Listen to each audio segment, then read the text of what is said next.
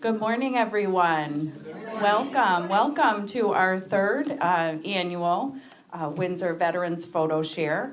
It's actually our fourth event together, collaborating with the Windsor Historical Society and with Doug. So thank you so much for that, Doug. We love working with you, and we're very happy to be here this morning with all of you. In advance, I'd just like to wish you all a very happy Veterans Day. Doug has a wonderful presentation put together for you this morning, so thank you again for being here. I will let Doug take it away. Thank you. Thank you, Rebecca. We really appreciate the partnership with the Senior Center, and let me just, quick disclaimer, Doug did absolutely none of this, okay? So Doug is standing up and talking, but this was put together, as we'll talk about in just a second, by a lot of you and our wonderful staff. So first of all, greetings everyone. As Rebecca mentioned, I'm Doug Shipman, Director of Windsor Historical Society. And we have some of our staff members here today. And before she disappears, Michelle Tom in the corner there is our wonderful archivist. And Michelle is the one who actually put all of this together. And many of you know her as your contact with the Historical Society. So thank you for working with Michelle. And Michelle, thanks for... she's headed to Spain in about 20 minutes, so so it's nice of her to stop here. Our community history specialist, Salima DePeister, is here, and she's working the tech, thank goodness, for us today, making sure everything works today. Our program director, Melanie Stringer, is here. Our office manager, Sute Porcaro, is here. Really appreciate that. So thanks to our staff who are here, and everybody had a role in this. This program we're calling Honoring Our Veterans and Sharing Our Memories, and I really appreciate each of you have shared your photos, and in just a minute or two we'll be sharing some of your memories about those photos. As I mentioned earlier, we really appreciate the partnership with the Windsor Senior Center. We also have a couple of other great partners with us today. Thank you to WinTV for videotaping this. One of our goals is to not only to give people a chance to talk about their photos, but to document this history.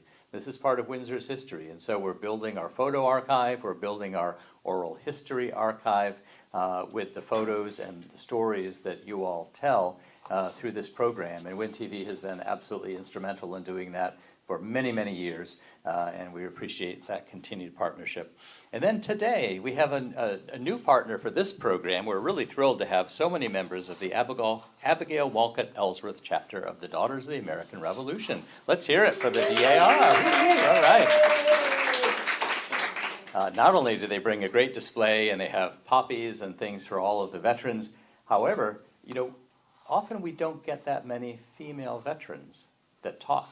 Pam back there is one who spoke in the past, right? Well, we have two veterans from the DAR, am I remembering that correct, that will be speaking today.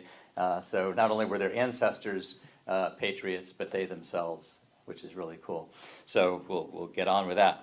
I've talked about the background of the program and why we do this. It's an important part of our mission to collect and present the history of Windsor. And so we take that very seriously.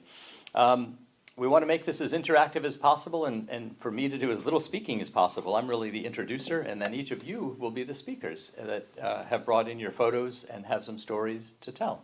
So we have actually, we're not sure exactly how many speakers we have. I think we have about 8 speakers. So in a 60-minute program, do the math, okay? So what that means is if each of you would try to do a good job of limiting yourself to 3 or 4 minutes of time about your photo. You say, oh, I won't take that much time. But once we start talking, we all know ourselves, right? It's hard to, it's like, I don't know if you like the movie Shrek. So Shrek's a fun movie, and they find out that the donkey can talk. And he says, oh my gosh, you talk. And the donkey looks up at Shrek and says, yeah, it's getting him to stop. That's the hard thing, right? So we're all that way. We're all like the donkey in Shrek. So I'll help you. I'll be standing over there, and when I start waving like this, that means you've exceeded your time limit.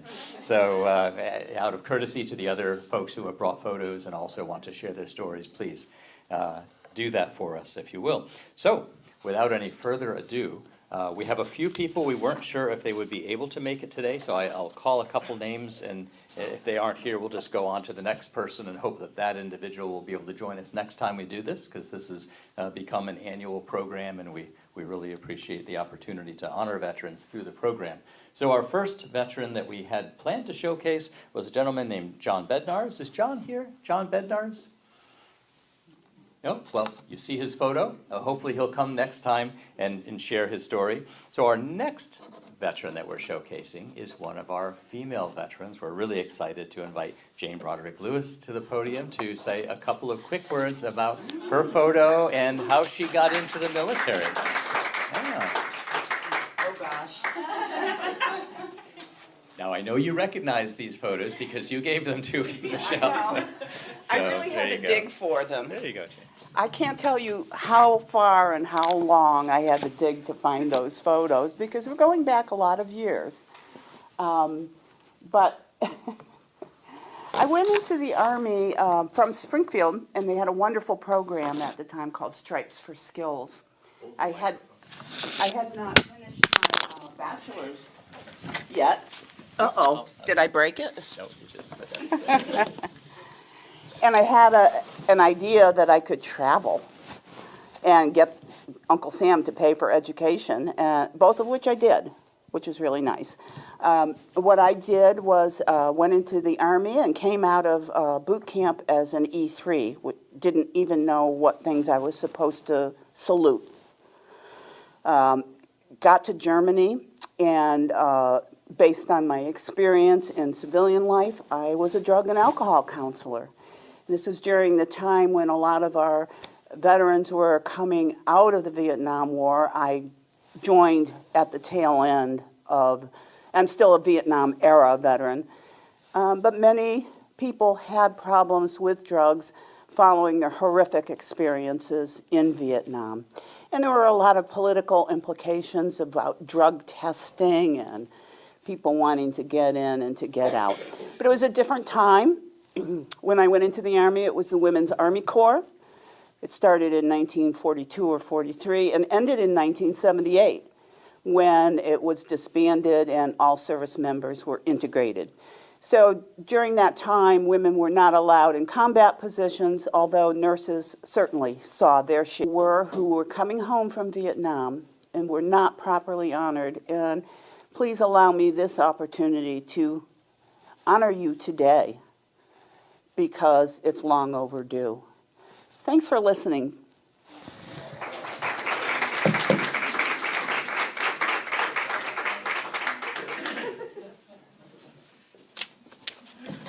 Thank you, Jane. That was great. And thanks for modeling the 3-minute time limit. Really appreciate that very much. So, all right, all you ladies and gentlemen that follow, you've seen what it looks like. So, okay. So thank you, Jane. And thanks for being courageous enough as a female to join the armed forces at a time when it was not something that was commonly done and was an uphill battle in an all-male environment. Our next veteran, way in the back there, Claire Cashwell. Like to come on up, Claire?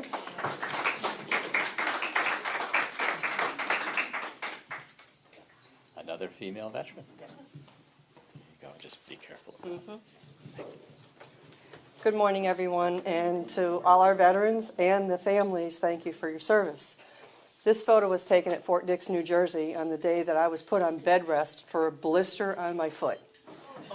Okay, and that was a very serious thing, having a blister on your foot.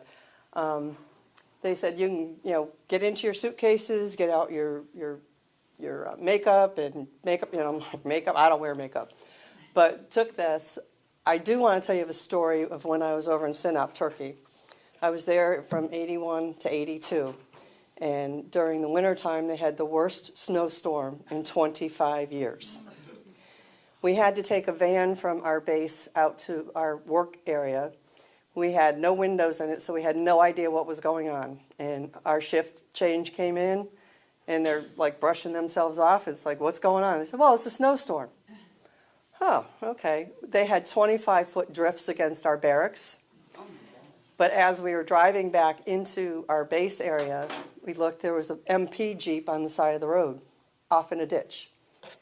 There were only 2 of us from the New England area, so who knows how to drive in snow? New England area.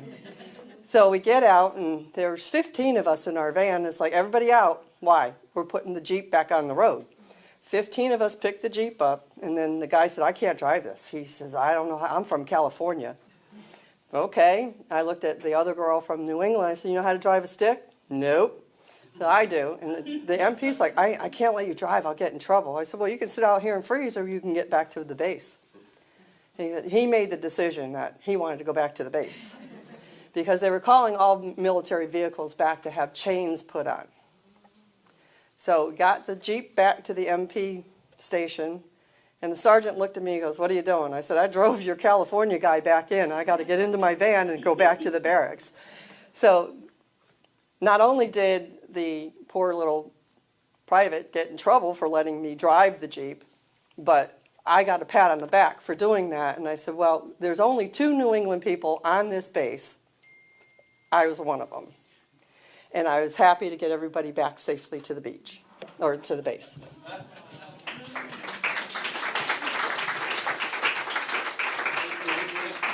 Good story.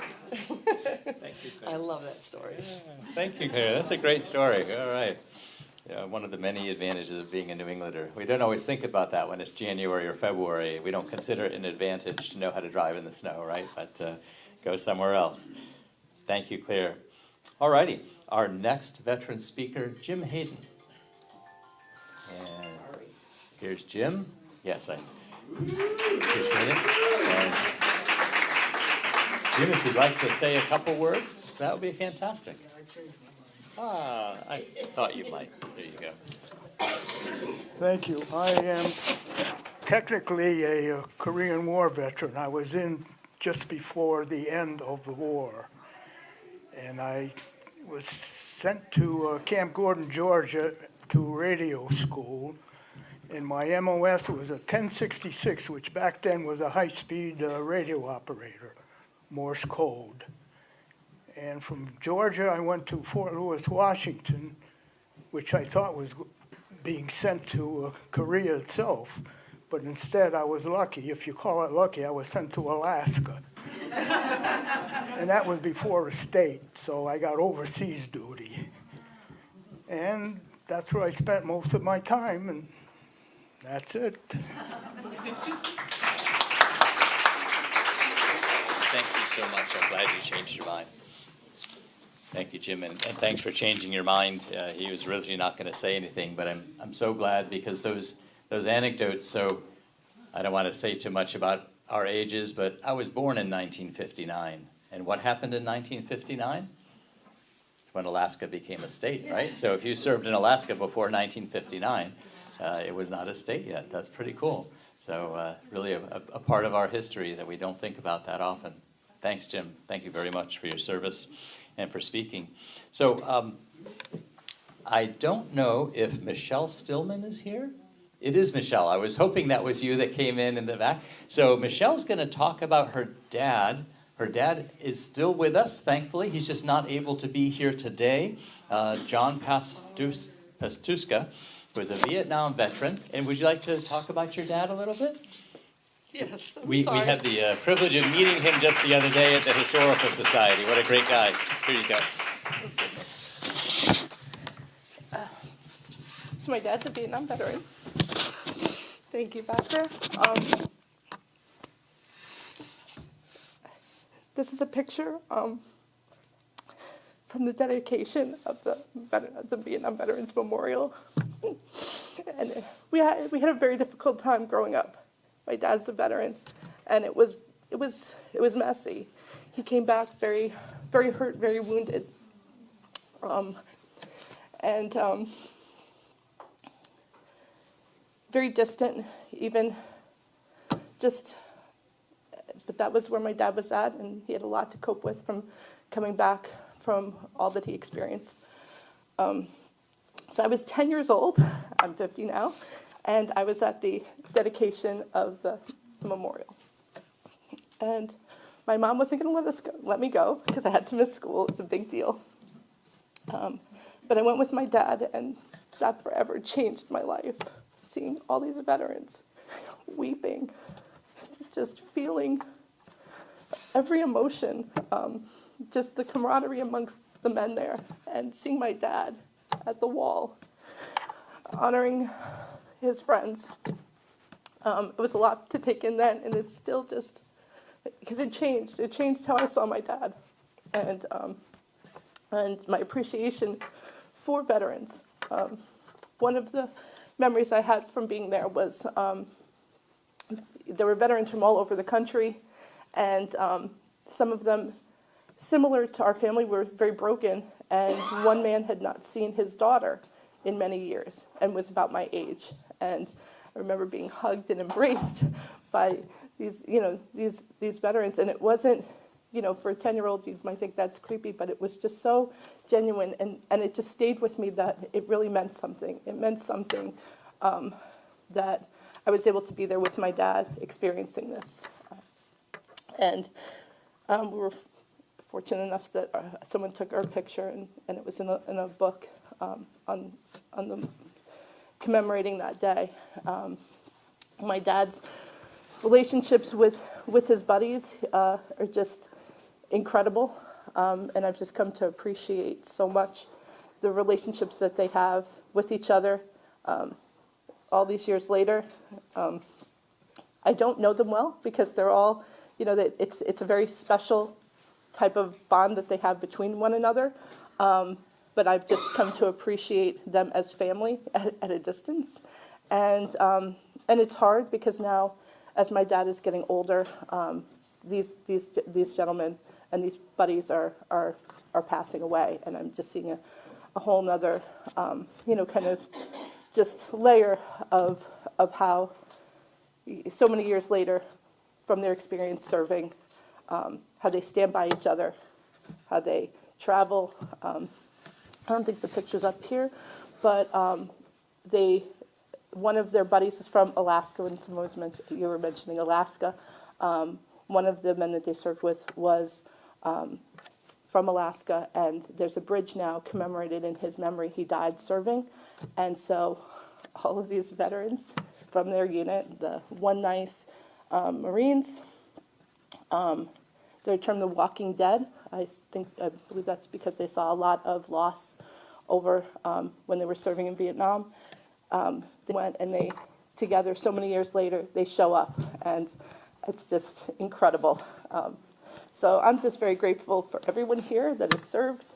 I'm very thankful to my dad, and I'm just grateful for just the healing that's come over the years in just, in our relationship, and just, understanding a little bit more about who my dad is, and just how much this means. That, it seems like so far away, but it's still ever present for him. And I'm just, again, thankful for all of you, and thank you for letting me come today. This is hard. Thanks.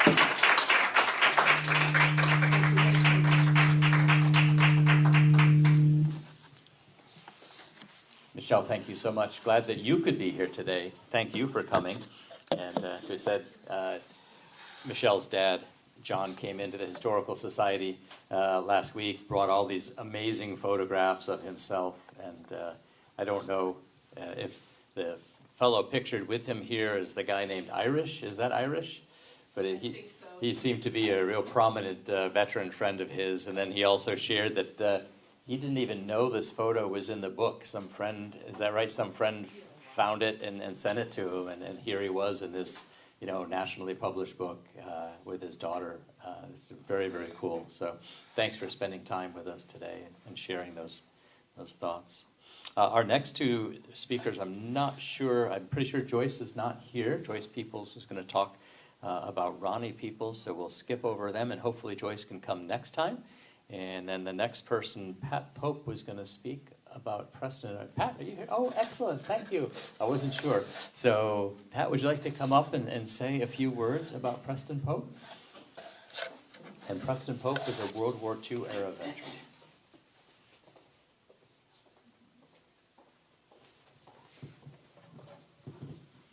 Well, good morning. That's my dad standing next to his mother, my grandmom. My dad served in World War II. Not sure where he was stationed here in the States, but he did spend time in Germany and France. And when he came back, that's when my mom and him got married.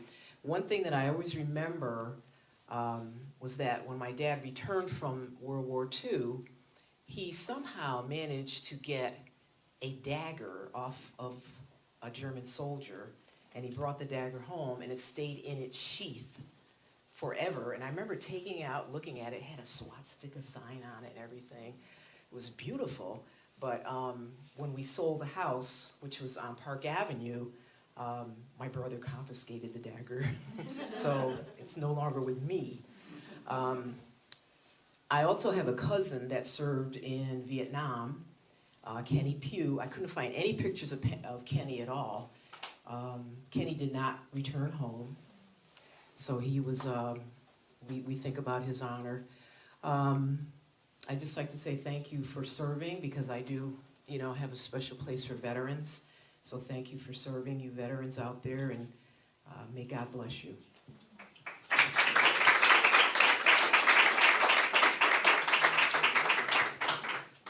Pat, thank you so much, and I'm so glad you're here. This is really great. Being a veteran is not just something that affects you as a veteran, right? It affects everybody. It affects your family, your children, your parents who worry about you constantly while you're overseas or serving, even in a training base here in the United States. Being a veteran affects everybody around you. But then when you come back, it also affects people, because they see what it is to serve your country, and they see what great people you are, and they see what kind of a model you are for society, and that affects people as well. So thank you. The next three veterans are all actively serving in the United States Marine Corps, and I believe, Steve, are you going to be the family spokesperson? Steve Porcaro will talk about his three sons. It sounds like a movie, My Three Sons, right? Kyle, Jack, and Ian Porcaro. All right, thank you, Doug. Good morning, everyone. So, as Doug mentioned, we have a legacy of service in Windsor, and when I joined the service, I didn't really go too far. I joined the Navy to see the world, came from the greater Boston area, went to California, ended up in Connecticut. But the good thing is my three sons are traveling the world, and they're taking my place and showing these great pictures. This is my middle son, Kyle. He's on the deck of the USS Baton in August. He's at Souter Bay. It's a Navy base on the Isle of Crete. They're getting ready to go through the Suez Canal. He was on his way to Europe in July, and Iran started getting out of hand, and the president redirected that amphibious readiness group to go to the Persian Gulf. So he's currently in the Red Sea, awaiting orders. They're floating around on duty, and we'll wait to see what happens. So, but at the moment, he's in good spirits. At least the picture shows us that. So I'll keep you updated. All right, so this one, my young man, my little guy. So Jack is currently down in Camp Lejeune. He's part of the School of Infantry. He's in the supply side, ammunition, and he's actually going to be detaching at the end of this month and heading over to Okinawa. So he wanted to see the world, and he gets his wish, because we know nothing's going on in the Japanese, Chinese area right there. So he's representing Windsor. He's doing a good job. He actually sent us pictures last night of their Marine Corps ball, and he's still smiling, so if anything changes, I'll let you know. All right, so this is my oldest son, Ian. Ian just returned from Okinawa. He's been home for a couple weeks. He's heading down to Camp Lejeune to be assigned to the Marine Expeditionary Unit, the 26th Marine Expeditionary Unit, which is currently where my middle son is. He had just completed an exercise with his Japanese counterparts while they were doing an exercise on planning on the Chinese activities over there. So he had a very good time in Okinawa. He was there with his wife, but he's very happy to be home in Windsor. The first day it got cold, he said, "Dad, are we gonna get snow?" Talking about Claire, about New England. Okinawa is a beautiful island, but it's tropical. And, you know, too much of anything, you know, you look forward to the cold weather. So he's enjoying this cold weather. He'll be home for Thanksgiving, and then he's going down. He'll visit with my younger son, and before he heads to Okinawa. And, you know, the great thing is we talk about a legacy of servant leadership. Windsor has been serving the community, members of our community for many years, and the tradition continues. So my 3 Marines, they're doing well and they're representing Windsor. So thank you. All set? All right, before we pass it up, I just want to remind everyone, Friday night, Town Hall, we're having our Veterans Summit ceremony. And if you enjoyed Claire's talk, she'll be speaking. She'll be the guest speaker on Friday evening, and she has more stories to share. Thank you.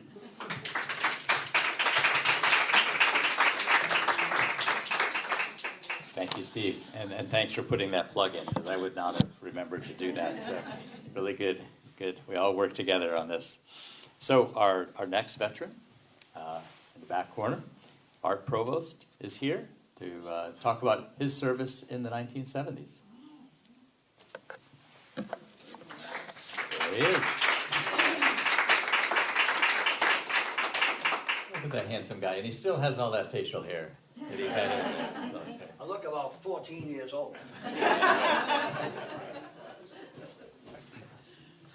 I served as damage control officer aboard the combat store ship Niagara Falls. That's AFS 3 for Auxiliary Freezer Supply. It was designed for underway replenishment, both alongside other vessels using winches and cables, and we had 2 Chinook helicopters and a flight deck for vertical replenishment. For all of 1969 and most of 1970, we were stationed in Southeast Asia, supporting the naval forces in Yankee Station, and those off the coast of South Vietnam. For myself, as a unrestricted line officer, I stood watches on the bridge as officer of the deck or conning officer. During replenishment, I was assigned to the flight deck as the safety officer. I had a little red and green stick I'd wave at the pilots to indicate whether the flight deck was safe or not safe. With 2 Chinooks, there was always one leaving and one coming in. So when I waved that red stick, they got really angry because they had to abort their approach, come around, and come back. Got to the point where they made up their own little red and green stick. And when I went to the flight deck one day, they were all lined up, produced the stick, threw it over the side. But I had my own. My day job was the repair officer in charge of the carpenters and ship fitters, and also had damage control responsibility, of course, for the training of the ship's company and firefighting and so forth. And yes, for one night, I was Lieutenant Provost, the Provost Marshal of Subic Bay.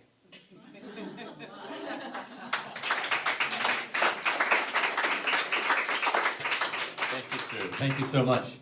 And I'm sure there's a story about being the Provost Marshal of Subic Bay for just one night, but we'll save that one for next time. Great, thank you, Art. So we have two more speakers today, and we have Carol McCumber's going to come talk about the Snellgroves, which is a family of people who have served their country. So I'll invite Carol to come talk about the World War II era members of the family. Good morning.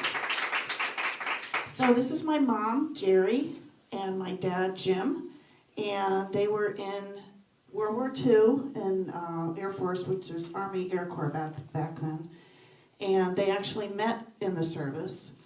And as you see the picture there in the middle, my mom was a corporal, she was a chaplain's assistant, and my dad was a staff sergeant and also a rifle carbine marksman. We just recently found that out as we were digging up old pictures. So the funny story is my mom and the other women were on a bus, I guess going home, and she's from Queens, New York, and my dad's from Windsor, and he was on the same bus, and they were all joking around, and they turned to, you know, my father, and my mother goes, well, where are you from? And he goes, Windsor, Connecticut. And she's like, Windsor, Connecticut, where the heck is that? And they all started laughing, and then it was raining, and they dropped him off, and all she remembers is seeing him with his laundry bag or something in the pouring rain, just standing there as the bus was going by. And then she was a dancer in some of the shows on the base, and the next time she saw him, you know, she was dancing, she looked up, and he's up in the balcony there, and he looked down, and then that was it. Little did she know she would live in Windsor the next 70 years. So the next picture is my Uncle Dick, Richard Snellgrove. He was a fighter pilot. He was second lieutenant in World War II in the Air Force, and he was first lieutenant, but he flew very low one day over his buddies, and then he was made second lieutenant. So. And funny story, my husband's in the middle. His uncle did the same thing. He was a pilot, and except he was overseas, and he's from Scotland, and he went through the village where they lived, you know, where his mom was, and right through the village really low. So same thing. Now, then he was second lieutenant from first. And on the right is my Uncle Don, and he was stationed in Glendale, Arizona, in the Air Force during the Korean War, and then he also was over in England for a while. He was first class airman. And my husband, Steve, was in 1976 for 4 years in the Air Force, and he was first class airman, and he was a weapons control technician. He actually was more of a radar control operator, and he was also in Glendale, Arizona. And I'm not sure where my Uncle Dick was stationed, but my parents were in Oklahoma. That's where they met. I don't know what the military base is called there. Do you know, Steve? No? A lot of them have changed. Yeah. And then we could not find a picture of my grandfather in uniform, but he was in World War I, and he was in the Navy.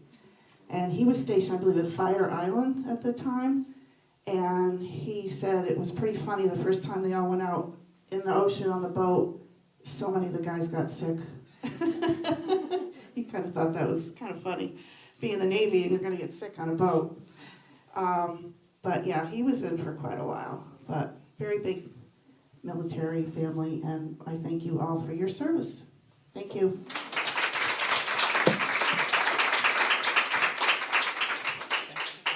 Thanks for sharing that. Here, all right. Who needs a wireless mic, right? Thank you, Carol. What an amazing family legacy. You know, they've done a lot of studies nowadays, particularly as the all-volunteer Army continues or military continues, and more it's becoming a family legacy of military service. There are families that have a lot of people in the military, and there are families that have no understanding of the sacrifice and the service that is involved in being a military family. So, and just hearing several of you talk about how many members of your family have served. It's amazing. And becoming more and more common. So our last, are we saving our best for last? Or no. But our second Daughters of the American Revolution member and female veteran. We've had 3 today, which is really amazing. So Kelly Torr is going to come talk about her service in the 1990s.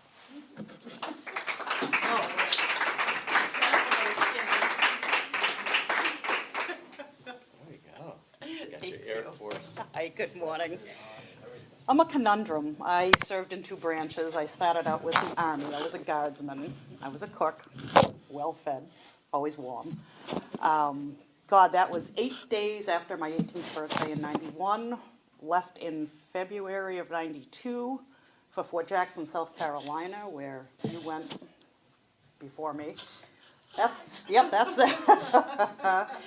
I served 7 years with the 726 Maintenance Company in Fort Devens, Mass., which is also one of the oldest, I think, original units, guards units. My father was also in the unit after the Marine Corps. We all did multiple branches, my father and I actually was in his unit, knew the guys he was with that he had trained with prior when I was little. Yeah, I did the 7 years and then switched over to the Air National Guard with my husband's unit with the 104th Fighter Wing in Barnes Air Base in Westfield, Mass. I miss our A-10s a lot. I really do, up the street. 104th. I live 2 miles off of the Route 20 runway, so I do miss the A-10s. But yeah, I joined for the whole family had been in. My mother was the only slacker out of the group that didn't join. My brothers and my father. My brothers had followed. One followed me with the Army, one followed straight to the Air Force. At one point, my husband, myself, and my brother were all on the same unit, which was the 104th Fighter Wing. So it was a bit of a family affair as far as that goes. Glad to say I served, and I'm proud to be here and proud to be with all of you. Thank you for your service. Thank you.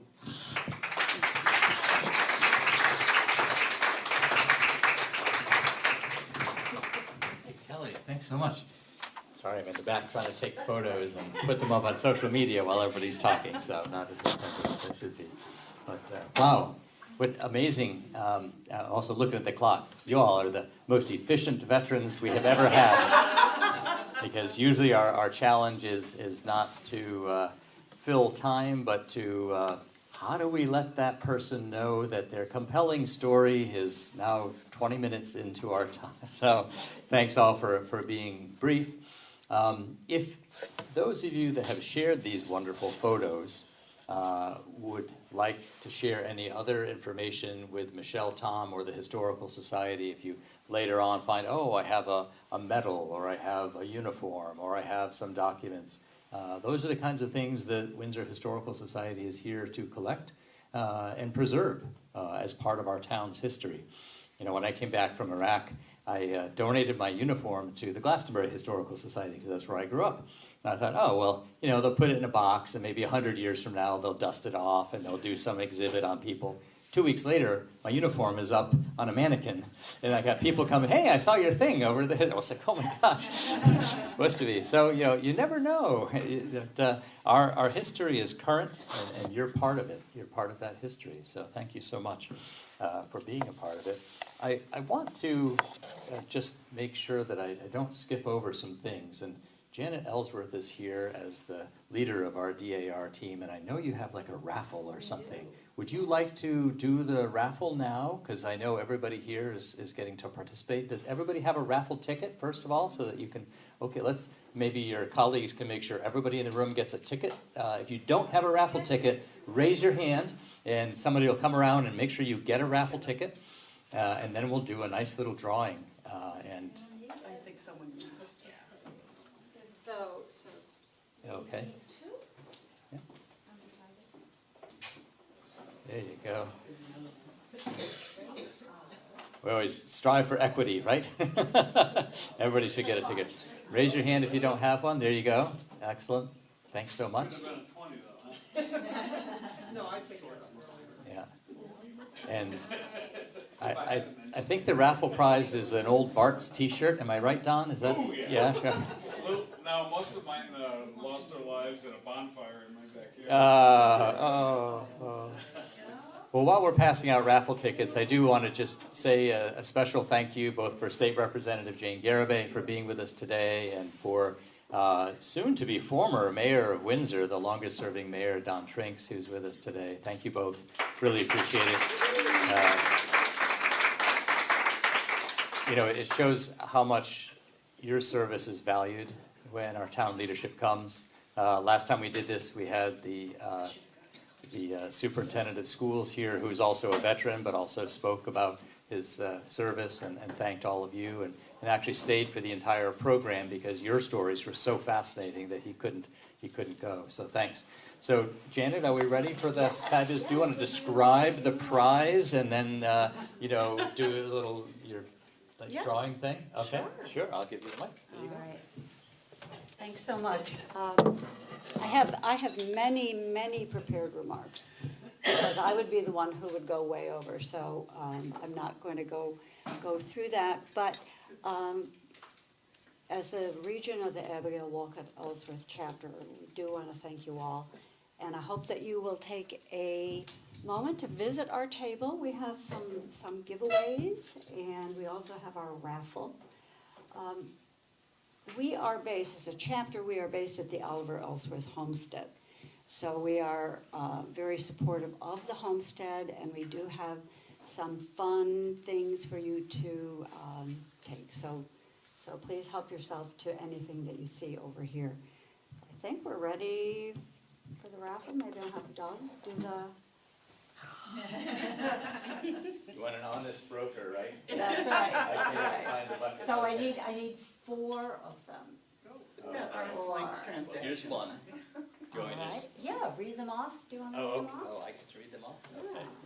So this one is, I'm just gonna read the last 3 numbers, 553. The last 3 numbers are 553. Yay! All right, can I do this? So can I give that to you? Sure.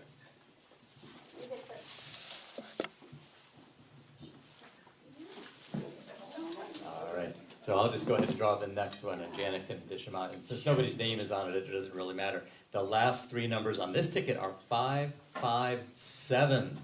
557. All right. Wonderful, this is great. I had no idea you were bringing all these cool gifts. 2 more, okay. This last, next one is 556. Last 3 numbers are 556. It's somebody in this room. Or maybe it might be the person who left. No? 556? Oh, yay! All right. And our last raffle ticket.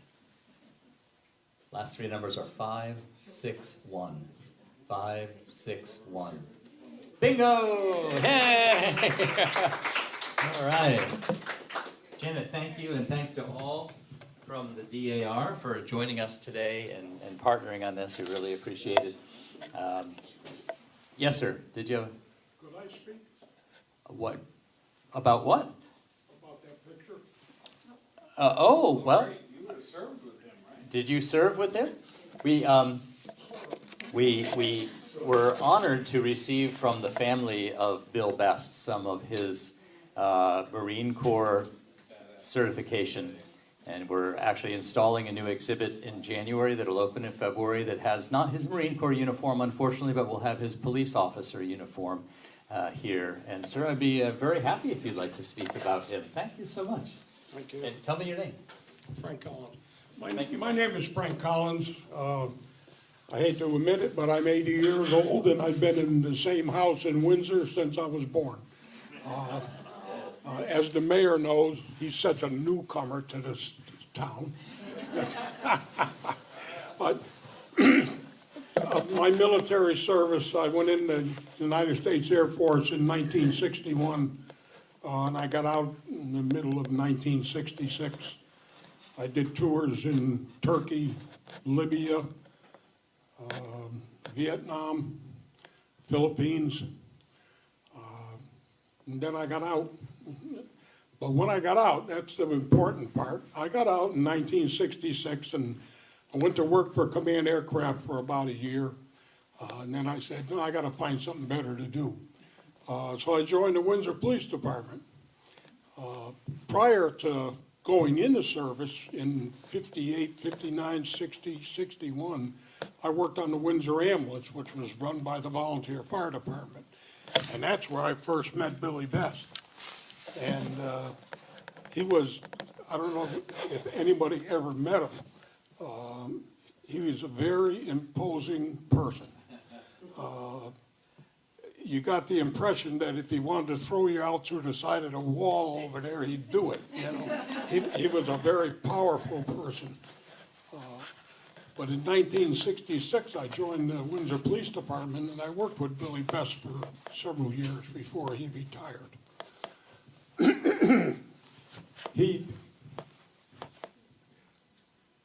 He was one of the few people that in Windsor that I knew that were black. The other one was Alvin Scroose on Capon Street in Windsor. But Billy was just a prince of a person. He liked everybody. He loved everything. He was a happy man. And once he gave you his friendship and you gave him yours, you were buddies for a long time to be. So he was for me, he was a great person, a nice man, and I've always cherished knowing him. But my condolences to the family, and people like Billy Best come along very seldom.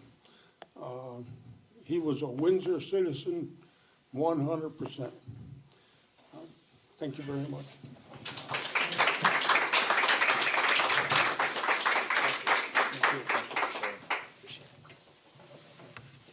Really appreciate that. Thank you so much. And we were going to prepare some things about Bill Best and decided to save it actually for the next presentation. But since it was up there, I really appreciate you filling in the blanks for us in that way. Veterans Day is coming up on Saturday, which, you know, many of the towns now have changed Veterans Day, so it's a school day. And so that students can have festivities and really learning experiences in the schools. And that's really a good thing. It means sometimes, though, that school children won't be as involved in Veterans Day when it's on a Saturday because they're not in school. But I think all of us will think about at the 11th hour on the 11th month, the 11th day of the 11th month, excuse me, that that's... Well, 11th hour of the 11th month, 11th, excuse me, too many 11s. All right, you got the idea. Lost it. But is when we really think about and honor those who have served. And Memorial Day, as we all know, is the day we memorialize those that have served their country and are no longer with us. But it's often hard to separate, right? Because Veterans Day, we're often remembering veterans who are also no longer with us and thinking of their service and the families. So that's really important. So thank you all for being with us today. Thank you for your service. We appreciate the chance to honor you. We appreciate the chance to include your service record, your photographs, your stories in the historical archive that becomes part of Windsor's history forever. And that's really, really important. So, just as a quick wrap-up, thank you, Salima, very quietly off to the side here, making the show happen. Really appreciate that very much. Rebecca's not here because she's doing two jobs right now, so she's filling in for Stephanie and also doing her own job. She's not with us, but thanks to the Windsor Senior Center and by extension, I suppose, the Town of Windsor government. Don Trinks, you can take the bow for that, for hosting this with us today. It's a wonderful facility, wonderful partnership. Win TV, thank you so much, as always, for being here to document what we do today. We hope you enjoyed this program. If you did enjoy this program, there's a lot more information on the side table about other Windsor Historical Society programs and a sign-up sheet. You don't have to sign up, but if you're not on our list for distribution of information and want to be, please put your information down there, and Sute Porcaro will make sure that you get things from us. And also, we're starting a new oral history project. This is one of Salima's roles, is to collect oral histories. And the theme of this project is coming to Windsor. And so if you are a coming to Windsor person, that is, you weren't born here, but you came here from another state, another town, another country, we would love to collect your story. And that's an oral history recording that will also become part of our archives. There's a flyer about that there. Sir, did you have a question? Or? Yeah, a few years ago, the state of Connecticut gave ribbons to all veterans that served. So if you didn't have one, write to them and they will send you a ribbon and also with a, I don't know, piece of paper that tells you you served. Very good. Thank you. Yeah. Yes, okay. My husband's from Wethersfield. Would you like him to speak about the town of Wethersfield and which town was first? Oh, well, not today. Thank you. So we'll save that debate for another time. I live in Wethersfield as well. So I used to direct the Wethersfield Historical Society, so that's always a fun debate to have, but this is probably not the time for that. All right. Well, listen, thank you so much for joining us today. Please grab some more food, some more information. Please visit the Daughters of the American Revolution table. And again, thank you all for your service. Have a great Veterans Day, a very memorable Veterans Day. Thank you all for joining us.